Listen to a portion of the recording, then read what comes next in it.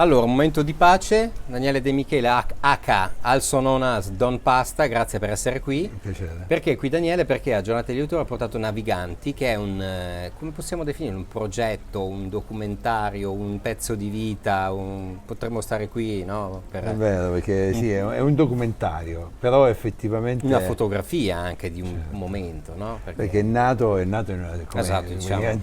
Penso che come tutti i registi abbiamo cominciato a fare film sul Covid. Le testate sul muro quando sei dentro chiuso. Cioè, ma che faccio? E poi, però piano piano è diventato, è cambiato, ci ha messo molto tempo per trovare la quadra, perché l'intuizione buona per me era quella di cercare di capire cosa stava cambiando nella società e cosa sarebbe successo dopo. E Infatti quindi c'è un pezzo meraviglioso di un protagonista che dice: ma come spero che tu, ma no, non dobbiamo sperare che torni tutto come prima, perché esatto. vorrebbe dire. Io ero curioso invece di sapere come hai scelto poi i vari personaggi, tipo si vede un gigante, almeno per noi, come Daniele Sepe, insomma, Certo. che è fantastico. Come sono entrati nel progetto? Ma intanto prima di trovarli, quello che normalmente si fa, il classico scouting per un documentario, normalmente uno ci mette un anno per farlo, invece là era tutto nato così. Quindi per molto tempo facevo queste chiamate via Zoom, non potendo fare altro, che intervallavo invece con le immagini che prendevo con la mia cinepresa dal tetto, da casa, alla cucina. Esatto, che si vedono infatti Quindi erano queste le due attività che passavo durante il giorno, e lentamente ho cominciato a capire che i personaggi erano gli artisti. Potevo scegliere, inizialmente mi domandavo se facessi un lavoro sulla scuola, sugli ospedali, sulla sociologia. Quindi è stato tutto in fieri proprio. È stato, no? è stato così, esatto, e volutamente voluto rimanere, fra virgolette, chiamiamolo artigianale, nel senso mostrare questa sua precarietà legata a una scrittura che per forza di cose era precaria. Che era poi anche la realtà spezzettata che vivevamo tutti, che abbiamo vissuto tutti. Una sorta di realismo, per virgolette. Poi a un certo punto il fatto di aver fra queste persone capito che il filo conduttore era poi di fondo il dramma, chiamiamolo dramma, di noi artisti, mi ha portato a fare una selezione molto chiara. Quindi Daniele Sepe è un sassofonista e compositore napoletano, un mostro sacro, un irregolare totale, uno che non si è mai fermato un davanti irregolare a niente. totale e che quindi era uno capace soprattutto di leggere il rapporto fra l'arte, la vita intima dell'artista e la società che cambia, in peggio purtroppo. Esatto. Con la sua ironia e il suo sarcasmo napoletano, feroce molto. Poi c'è Giulia Bonaldi, che è una scenografa di teatro, insomma, con una lunga storia, che ha vissuto il problema fondante che chi era partita IVA nel mondo dell'arte praticamente è stato abbandonato da se stesso.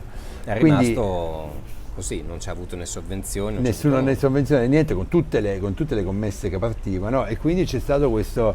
E con lei abbiamo fatto questo lavoro, che è stato un lavoro poi fondante di questo film, lo abbiamo capito da subito, che era questo fumetto di questa donna, che è questa sorta di fil rouge, ma che cosa fa una persona in difficoltà in questa sorta di chiusura che però poi ti obbliga a farti delle domande interne. Quindi Giulia mi ha aiutato attraverso questo personaggio, che è una operaia madre, che a un certo punto, in questa metafora dell'operaismo, che si rivolta e va via. E poi c'è Modesto Silvestri, che è il contadino, che è un personaggio che sembra finto, no? Sembra che sia un personaggio scritto, invece è fantastico. E invece non lo è per niente. Lui era il protagonista del mio primo film, I Villani, perché era un film sui contadini, però sin da subito lui aveva questa capacità di leggere il rapporto fra il mondo materiale, appunto, del mondo contadino, e con la semplicità poi che fa il cortogiro con la filosofia, no? Perché sono cose talmente semplici che invece racchiudono il nocciolo di tutto. Esatto. Tra l'altro, a me, guardando Naviganti,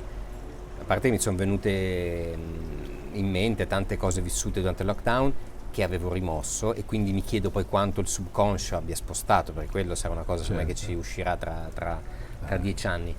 Però dico, la soddisfazione anche tua di portarlo invece al mondo, no? Dopo da chiuso dentro il mondo e finalmente qui, dove no, con difetti e problemi, però siamo nel mondo finalmente di nuovo. Ma guarda, infatti è stata la grande domanda che mi ha portato lentamente e saggiamente consigliato da Agostino Ferrente, insomma, Agostino Ferrente, che è uno qualcosina sa, insomma, di prendere il mio tempo. Che significa questo? Che effettivamente poi l'apertura nei fatti, nei modi più bislacchi c'è stato, ma nel film mi aiutava il fatto di vedere un'apertura nelle sue precarietà. Questa apertura ha permesso di poter vedere e non rimuovere quel periodo, ma di vederlo filtrato con quello che è successo dopo. A me nel film interessava di vedere cosa succedeva dopo, non in quel momento. Quindi l'aver preso un arco di tempo così lungo è stato proprio legato a questa idea, sì, entriamo là dentro, non dimentichiamolo, ma semplicemente perché da un punto di vista di scrittura mi permetteva di capire quali erano le cause per cui l'arte è abbandonata. Esatto. Allora, ti faccio l'ultima domanda, Daniele, che è anche una domanda inevitabile sul futuro, insomma, qual è l'eredità del lockdown, dell'isolamento, di questa scossa di terremoto che in realtà ancora, no? Ci lascia, perché poi lì si sono aperte una serie di domande che non hanno trovato ancora risposta, sia sociali sia personali, insomma, filosofiche pure, insomma. Però... Ma guarda, l'aver investigato molto, perché chiaramente quando uno fa un film passa il tempo a studiare poi di fondo, cioè c'è da un lato un grosso pericolo che è quello della concentrazione delle informazioni, fra virgolette, che significa anche la concentrazione di gusti, la concentrazione delle scelte culturali, che è evidentemente esacerbata, è aumentato questo problema, perché se pensi nella musica e nel cinema meno, ma insomma in altri settori praticamente adesso suonano solo i più famosi, il resto è completamente abbandonato a se schiacciato, si è schiacciato, quindi c'è da un lato un elemento molto negativo da questo punto di vista. La speranza è che chiaramente poi, e il cinema lo dimostra per esempio, comunque le forze vitali sono spesso più forti c'è la forza di reazione, e quindi la forza di reazione in una situazione così drammatica magari può far nascere qualcosa che non è prevedibile, che è legato alla forza delle nuove generazioni, spesso più che di noi, diciamo. Quindi c'è sempre un ottimismo di fondo, però sicuramente la macchina culturale così com'era non ha fatto che rimpicciolirsi, fra virgolette. Quindi per forza di cose bisognerà che si riallarghi in un altro modo, diciamo. Quindi questa è la speranza. E il film nella sua chiusura vuole mostrare questa forza dirompente dell'arte che emerge nonostante tutto. Esatto, e ci riesce. Senti, i Naviganti, dopo le giornate degli autori, che allora intenzioni avete? Intanto andiamo in selezione a Salina. Ah, ok. E poi cominceremo a provare a fare uno sviluppo sull'internazionale, quindi provare a mandarlo ai festival internazionali. La fortuna di aver fatto un film così strano, piccolo, underground, ci dà la libertà di farlo crescere con molta calma, diciamo. Esatto. Non c'era questa ambizione, sai, di dire usciamo in 100 copie, distribuzione. Cioè che è una grande libertà in realtà. È una grande libertà, chiaramente certo. Però diciamo c'è il problema delle economie, ma un problema comunque però ti calcolato. permette di fare un lavoro più da artigiano, no? Seguire il prodotto e accompagnarlo. È quello che viene, e appunto essendo un film che non è stato scritto, che è nato un po' così, tutto quello che viene, cioè venire a Venezia con un film del genere, per me è stato importante dire si può venire con un film completamente underground. Esattamente. Nell'attitudine storica, diciamo, quasi punk. Diciamo. Esatto, sempre punk.